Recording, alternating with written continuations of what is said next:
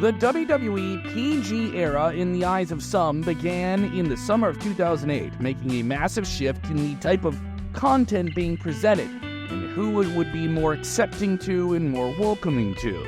Timed along with the rise of superhero John Cena as the face of the company, Vince McMahon and WWE officials shifted the desire of their marketing abilities of the wrestling behemoth to a more family-friendly approach that kids could watch and products could be marketed to children on that content. The reason for this likely had to do with the change in times and, more importantly, a change in business strategy. It was simply more effective for WWE long-term to go PG. A PG TV rating meant WWE could attract more sponsors, different sponsors, increase its revenue, and through broadcast deals balloon in a next few couple of years, perhaps even re-enter mainstream pop culture. Was it ever out of mainstream pop culture? That's another debated topic. I'm Kevin Kellum. This is Sportskeeda Wrestling. Let us know what you think of WWE making content changes heading into 2025 in the comments below. The result of this seismic shift meant heavily scripted promos, characters that were at least a little bit more clear and had less dimension to them, and segments marketed towards children with tie-ins to products that were a little bit more broad than what we were seeing in the Attitude Era. A complete ban on chair shots to the head, less bleeding, no adult-oriented content featuring the divas. Yeah, things were different than they were in the days of Attitude and ruthless aggression. There's been a lot of debate about the years of PG era because some fans, dudes between the ages of 18 to 34 and above, clearly had an issue with this time between 2008 and 2014, after which there were 2 years known as the reality era. Who is giving these terms? Who is the person that determines the eras, by the way? 2016, especially post-WrestleMania 32, was heavily marketed for a while as a new era. And now some people are calling this current period a Renaissance era. You guys are really about eras. Honestly, some of you guys need to calm down with the whole eras thing. It's getting a little bit too much Taylor Swifty for me. Stand back. There's a new wrestling quiz coming through. Check out BrainBuster, the daily quiz that tests your WWE knowledge with winning streaks, stats, and more. It's time to see if you're up for the challenge. For the sake of simplification, we're going to put those other things of the reality era, the new era, under the umbrella of the PG era. The reason for this is WWE is still technically TV PG in North America, and that's why you see those annoying black screens recently pop up on network television on SmackDown when fans in New York started to chant the Pacers, and a black screen after a kid behind Nia Jax flipped her off on television. That kid's gonna get in trouble once his mom sees that, right? The reason behind why that happened with Fox network television maybe changing the broadcast reception and editing and censoring things, is that just a sign of them getting out of the WWE business like they officially will in October of 2024 when SmackDown moves over to USA Network on cable TV? We don't know. Or is it a sign of maybe WWE pushing the limits of TV PG? But we gotta ask the big question that this video will ask, and we're not sure if we even have an answer to it just yet. Is WWE moving away from PG? We're not exactly sure, but it appears like WWE could be making a move away from PG-rated content, and there are a lot of signs to prove that this is happening, and a lot of reasons for why it's happening now. We'll get into it, but let's look into the past. For one, we're in a completely different world than we were in 2008, especially in the way that we consume content. Back then, there was also a massive financial crisis which may have motivated WWE's decision. That was a worldwide recession. The habits of consumers who took in content and subscribed to cable TV services and bought tickets to shows for WWE, those all changed as well. And eventually, this would apply to how WWE would approach things creatively with the on-screen product. So far, under the new ownership of WWE, TKO's Ari Emanuel has lived up to his word when he said he wouldn't intervene in the creative process and trust the guys who've been doing it for decades. WWE seems to want to target Gen Z fans, younger audiences, to make them lifelong fans, and a lot of you Gen Zers are either in your late teens or mid-20s. You know what that means. Gen Z is already into the lucrative demographic of people with the most purchasing power, the most influential purchasing power, at least the ones that are going to buy a lot more stuff. WWE isn't going to get Gen Z audiences by having the same type of promos that were clean-cut good guys like Super Cena could get years ago. That audience grew up with them, but now the content has to grow with them. More than anything, there's a realization that there isn't much of a desire from fans for a cookie-cutter good guy anyway. They need more dimensions, more depth. The closest that WWE has to this is Cody Rhodes, who we can understand contradicts this anyway because he's a version of that, but not exactly that cookie-cutter good guy. We're almost 100% certain that Cody isn't going to maintain or keep the same type of character in the years to come, especially now that he's in a different chapter of his career. If anything, Cody Rhodes could be one of the biggest beneficiaries of WWE moving away from the PG era because it can help him have a different edge and add those dimensions. That's a word we're playing out, but yeah, it's important. They're going to add dimensions to his character to keep him relevant for years to come as one of the top players in the company. And he's not the only one, obviously. We talk a lot about the changes we've seen on WWE TV since Triple H took over and all of the things he's done creatively that certainly connect the dots and have bigger, longer payoffs. A longer storyline is something that tends to have more of an adult audience because they're more patient with it. But have you noticed how there's an increasing dip into non-PG content and risque moments? You guys have seen people like The Rock, who can just come in and do whatever he wants and certainly not have any regulators or governors over him, use every non-PG word on live television, and face zero repercussions.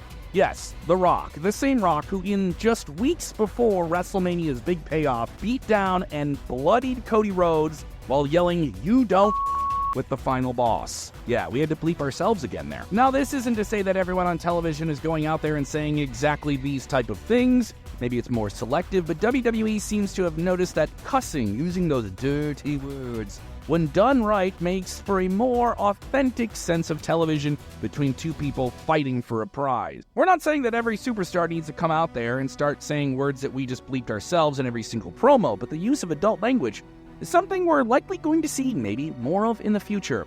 On the other hand, there's Liv Morgan and Dominic Mysterio, and their story has a very casually flirty sense to it, the idea of it being non-PG while not fully crossing the line. Yes, a romantic story in wrestling? Yeah, we haven't seen one of those in a while.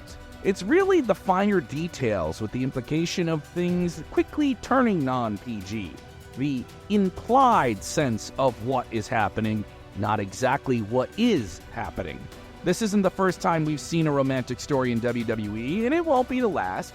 But apart from the disastrous Lashley-Lana romance of 2019 and 2020, where they really tried to push the envelope, but it didn't work, not too many recent romantic stories in WWE have crossed the lines of being PG. There seems to be a big echo in the sentiment that it's a good thing that SmackDown on Fox network television may be coming to an end as they shift over to cable TV. Fightful reported that an unnamed long-time talent in WWE was frustrated with the censorship from the Fox network, when it seems like WWE is doing the censoring when in reality it is the broadcast network that is carrying the show, Fox, that does it. We're not certain on that, but it appears that way.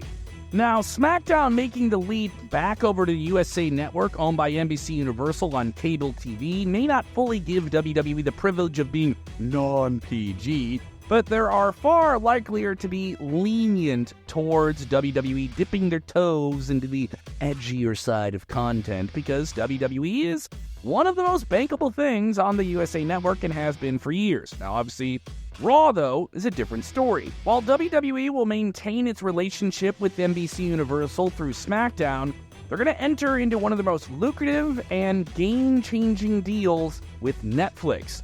Raw is going to move to Netflix in January of 2025, and Raw moving to Netflix means they're no longer under regulations that you see with broadcast commissions or the Federal Communication Commission or, the type of partners that WWE's had with broadcasting their weekly front-run content in the past. Raw moving to Netflix means that WWE won't have to worry about much censorship at all, something that Triple H has confirmed on the Pat McAfee show. Triple H gave insight in the entire creative circumstance and the changes that come with it by saying The Rock comes in and you can't tell The Rock what to do. He does what he does. We won't have those issues with Netflix. The ability to be live globally and be seen everywhere is a game-changing moment. And the game even went so far as to say that other sports leagues will be eagerly watching what WWE is doing from January moving on with what they can be allowed to do and how it's going to be received by the audience. Considering that this is the biggest annual payout for WWE on a TV deal in their history, it marks the perfect time for them to make these type of changes, especially when you're on a subscription service where fans are going to expect maybe something a little bit more. Gen Z audiences, the younger crowd, are more familiar with the world of streaming than they are with cable television. As far as they're concerned, cable TV is old news. It's the subscription service of the past. Pivoting to streaming on Netflix will allow WWE to be possibly changing the way their content is presented and maybe make it cooler, whatever cooler is. Does that mean everyone has to start doing TikTok dances? I don't know. And we go back to that violent scene between The Rock and Cody Rhodes. That occurred on Monday Night Raw in the pouring rain outside of the Allstate Arena in Chicago, with his forehead gushing blood and The Rock saying a bunch of things that you didn't think he could say. That was certainly WWE pushing the limits. Now on Netflix, are those limits even there? In this case, the violence and bloodshed were used in a way to further the biggest storyline in WWE. We're not even saying that this is going to be a complete reversal back to the Attitude Era, or that it needs to be entertaining. As much of a golden, chaotic, incredible period the Attitude Era was, it wasn't without its own flaws. When we say flaws, we're referring to the sleazier side of things that made no sense and probably didn't age that well. Instead, we could see WWE taking inspiration from the Attitude Era and implementing the sharper side of it in a way that is more relevant to the times that we're in. Yeah, Mae Young giving birth to a hand maybe couldn't fly in today's world. But there's various creative ways that WWE can use tools like social media to further change and shift away from PG. And they've certainly done that with creative things like QR codes and on-screen augmentation of the different things they have off-screen on other digital platforms. Look at all this stuff with Uncle Howdy and the Wyatt family. It's worth noting that Netflix, for many subscribers, is still going to have some advertising on it, meaning that fans will still get exposed to ads. So what do the sponsors on those ads think of WWE making these potential hypothetical moves? That is an even bigger question that we simply don't have an exact answer to just yet.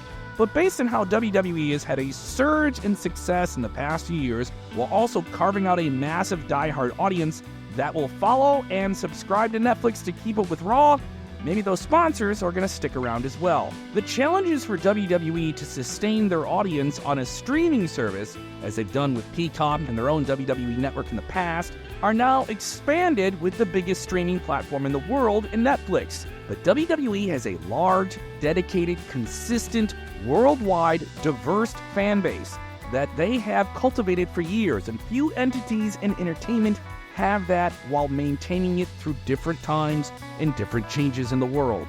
Also with Netflix, there's other challenges for WWE because some viewers will get it with non-traditional advertising elements, maybe just one popping up here and there, or complete commercial breaks. Other subscribers could get no ads while watching Monday Night Raw and other major live events on there. It varies tier to tier on Netflix. That creates a whole different level of challenges for how WWE will produce Monday Night Raw and other premium streaming events on the service heading into the future.